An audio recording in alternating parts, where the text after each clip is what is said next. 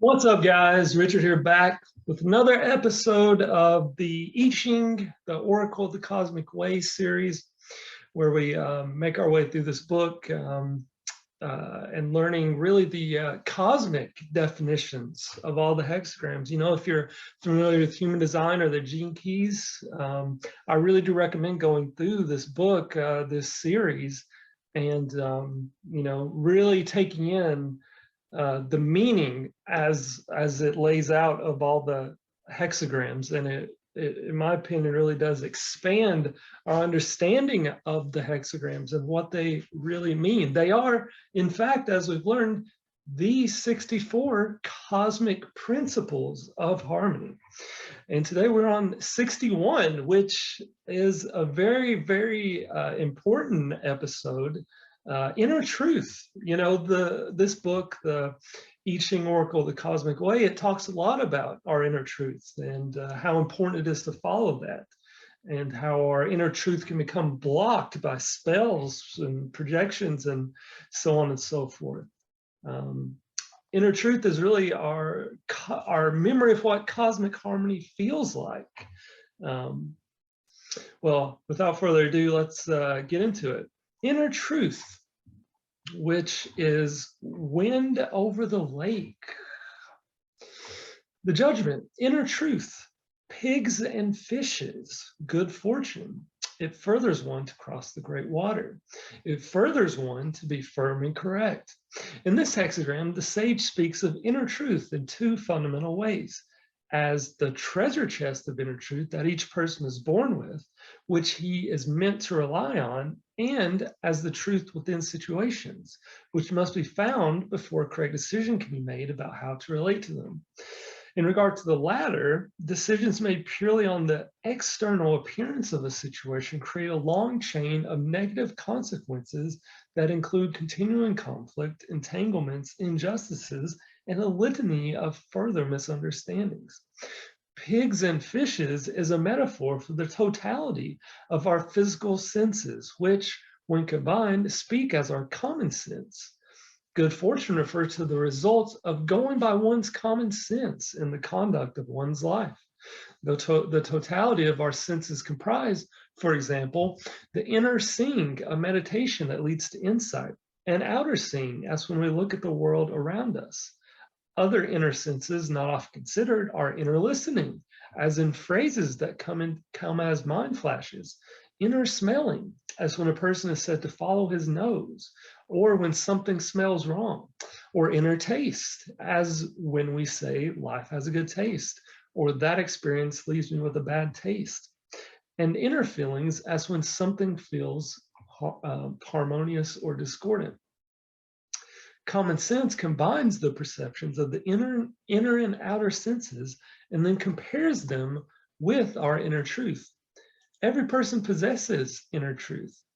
It is the primal memory of what cosmic harmony feels like that we possess before we develop any memories of images and words. This memory is stored throughout our body in the chromosomes of each cell and constitutes our treasure chest of inner truth. Our inner truth is a reliable guide that the common sense employs to find out what is harmonious or disharmonious in a situation. Common sense is expressed in the psyche as a feeling of yes or no, a feeling which is to be trusted and followed. Following one's common sense leads to the good fortune mentioned, for common sense is in harmony with the cosmos. It is our common sense that helps us recognize the true nature of things with clarity. This contrasts with the mistaken idea fostered by the collective ego that it is our intellectual abilities alone that bring clarity. What helps a person assess whether something is true is his listening first to the yes or no conveyed by his common sense. He can then consult a sage to understand the situation's particulars with the help of a hexagram and RTCM. The inner truth of each situation is unique and cannot be known purely from looking at its appearance. That is because the truth of each moment is shaped by the private thoughts of each person in it. Furthermore, the presence of projections, spells, and poison arrows needs to be known. Indeed, the present moment is often influenced by negative elements that have been put on people in the past and which are still acting out. The inner truth of a situation can only be found with the help of the sage. Learning it and saying the inner no to the disharmonious elements in that situation initiates transformations. Transformations, in turn, lead to duration, whereas changes made through external efforts cannot endure. It furthers one to cross the great water stands for recognizing and counteracting the dangerous ideas that have formed spells and poison arrows and are blocking us from accessing the truth that lies within ourselves. Being firm and correct refers to the process of identifying and ridding ourselves of these spells and poison arrows. Among the dangerous ideas that prevent access to a person's inner truth are those that say, truth is only to be found outside ourselves. Truth is difficult to find. Intelligence helps one find the truth. Very interesting. Truth can be found through gaining knowledge. Truth can be found through following a spiritual leader. To look within oneself for the truth is dangerous. Introspection is selfish. When it comes down to the base of all beliefs, the truth is the same. So all those are false, and I like how it says dangerous ideas. That's something we've learned from contemplating this volume, is that ideas indeed can be extremely dangerous to us. Mistaken ideas and beliefs, and maybe we don't even know it.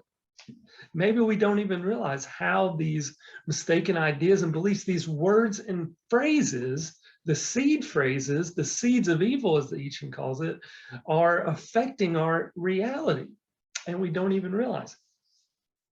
That, to me, is one of the greatest lessons of this book, is realizing how our language, how our ideas embedded in words and phrases in our subconscious act out in reality, and indeed prevent us from finding and following our inner truth. Anyways, the inner truth in one person has the ability to energize another's inner truth without external effort. Also, when a person is in harmony with his inner truth, he is protected and defended by the cosmos. A person who is not in harmony has holes in his natural defenses, which stimulate unsavory elements in others. These holes are mistaken beliefs stored in his psyche, which have made him doubt his inner truth. The egos and other people know intuitively in which areas of awareness these holes exist and rush to take advantage of them. Line 1, being prepared brings good fortune. If there are secret designs, it is disquieting. Secret designs here refers to a person who has a specific intention which he is about to carry out. This line advises a person that he needs to be prepared for another's intention to encroach into his space and into his learning process to influence him according to his opinions. It can also concern a person who believes, after having found his own inner truth about a matter that concerns others of his group, that it is his duty to bring them to his own understanding. Such a person does not trust that others can get in touch with their own inner truth because he views them as ignorant or undeveloped. His view puts a projection, spell, or poison arrow on those around him and on the situation. If the person about to be encroached upon will say the inner no to the other's intention, he will remain free of these negative influences. It's all about saying the inner no. Similar secret designs, which come from a person's looking down on nature, cast projection spells and poison arrows on nature. The person is unaware of the harmful effects of his attitude, and that by casting harmful views on nature, he is also harming his own nature. Receiving this line counsels him to review his back of the mind thoughts about nature and rid himself of them. An example is someone who looks at nature as matter, which he can manipulate and extinguish at will, and as something that needs to be controlled. Such a person looks at his body in the same way, as a vehicle which he occupies and whose purpose is to get him about and fulfill his desires. This view of his own nature demonizes it and leads to illness. This line can also be warning a person of a projection or spell that has been placed on him by another, which is making him say or do things he does not want to do. The projection or spell consists of the prediction that he will behave in the precise ways indicated, or always, there's that word, say certain things at given times. If he inquires of the sage through the RTCM who the person is and what has been projected on him, he can deprogram the projection or spell by saying the inner no to it. Line 2, a crane calling in the shade. Its young answers it. I have a good goblet. I will share it with you. This line is a metaphor that describes how the conscious thought of one person, symbolized by the crane, when it is in harmony with his inner truth, penetrates involuntarily and without intention to the inner truth of another person. The young here symbolizes every person's inner truth. It does so out of the sight and hearing of the ego in another. Its effect is to strengthen the other's true self, the meaning of sharing the good goblet, therefore weakening the ego. The penetration can also refer to the inner no, or to an inner message said to another, such as, help is available if you will ask the sage for it. The inner no and the appropriate inner messages initiate transformation through inner truth. The crane can also be a metaphor for the sage that comes to a person when he is in need, nourishing and supporting him. It does this through other people, through the inner voice, or through meditation. In its negative meaning, the crane in the shade can be a metaphor for a person who is looking for disciples. The shade here referring to his dark motives by saying, I want to share the good message with you. If one follows that person, one would get involved in his fate. Receiving this line may be to alert a person to this danger, or that he may already be under the spell of that phrase and needs to free himself of it. Such a spell blocks a person's inner truth and brings him under the control of the other. He needs to realize that this person is not speaking from his inner truth, but from something that he himself has been told. In addition to freeing himself from the spell put on his inner truth, he may also need to free himself from a poison arrow that has come from the belief that he was born with original sin / blame / guilt. Generally, it is the presence of this belief that draws people to look up to others who promise to lead them to redemption. Line 3. Now he sobs, now he sings. If he stops beating the drum, he finds a comrade. Here, a person sobs and sings alternately as he moves from hope to despair. He would like to follow the truth, but does not realize that the only real truth is his inner truth, which does not consist in words and phrases, but in his feelings of what is harmonious and what is discordant. Because he is looking for an absolute truth outside of himself, he finds only hope and despair. He may be running from one book of wisdom to another for relief, while what he needs to do is deprogram the idea that truth lies in words and phrases. The hope and despair mentioned above may also refer to a person's anticipation of his own death. In order to attain peace, he needs to discover the inner truth that death is not an end to life. The fact that he is not at peace indicates that he is not in harmony with his inner truth. To stop beating the drum means to say the inner no to his belief that death is the end of life. Then the comrade, his inner truth, is freed, bringing him true happiness. In order to free the access to his inner truth, he may also need to ask the sage to remove the poison arrow of original sin mentioned in the previous line. The idea of original sin is a poison arrow that affects us if we accept it into our consciousness. And that is poisoning the world, in fact.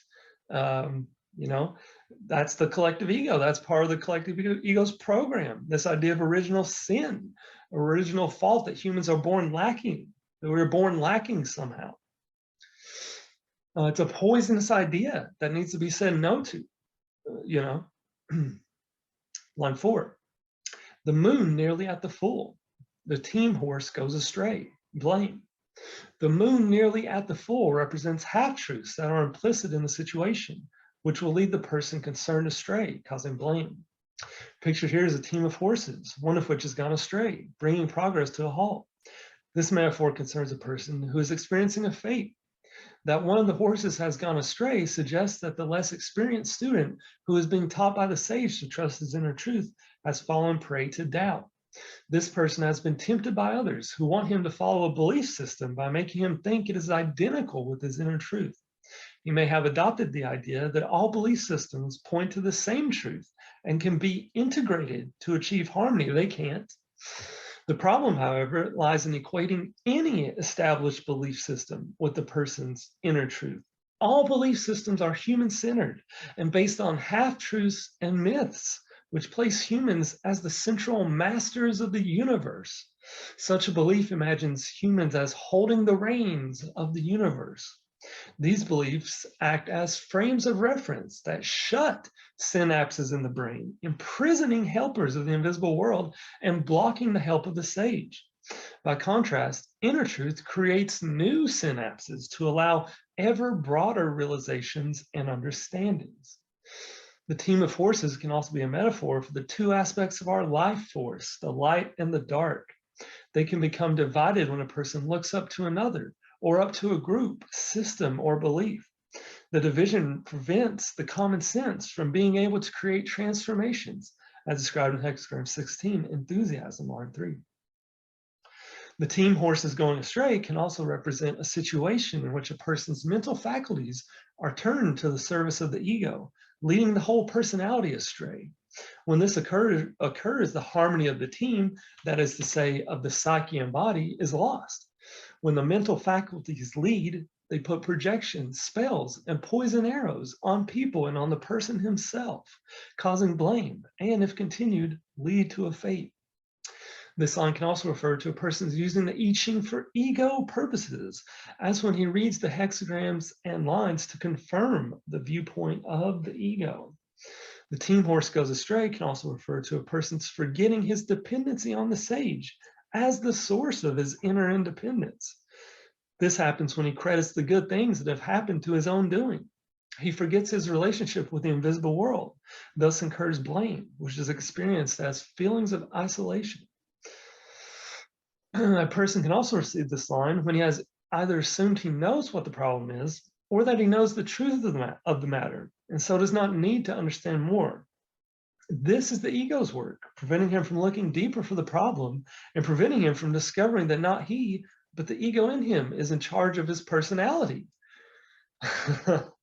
Wow. So long as the ego leads, the person's efforts to solve the problem will go in the wrong direction.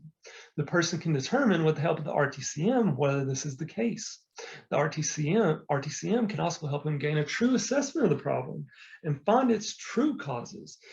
To prevent himself from continuing to follow the ego, he needs to find the phrases that make him a slave of its authority. Line 5, he possesses truth, which links together, no blame. This line expresses the way inner truth creates an inner link between people. In this inner link, there is no blame. This line also makes us aware that inner truth links our physical makeup together harmoniously. As mentioned in the main text, inner truth is imprinted in the chromosomes of every cell of the body. When, however, a person receives the poison arrows mentioned in lines 3 and 4, or certain other poison arrows created by mistaken ideas, see Hexagram 16, enthusiasm, line 3, the harmonious linking of the chromosomes is disturbed, blocking his inner truth. At the same time, his common sense gets locked up, resulting in abnormal bodily conditions. This line may also speak of the person who thinks he possesses the truth and therefore thinks he is without blame. What such a person misses is that the truth, as fixed and immutable words thought to be applicable to every circumstance, does not exist. If he relies on such truths to link him with others, he will succeed only in acquiring a mental link with them.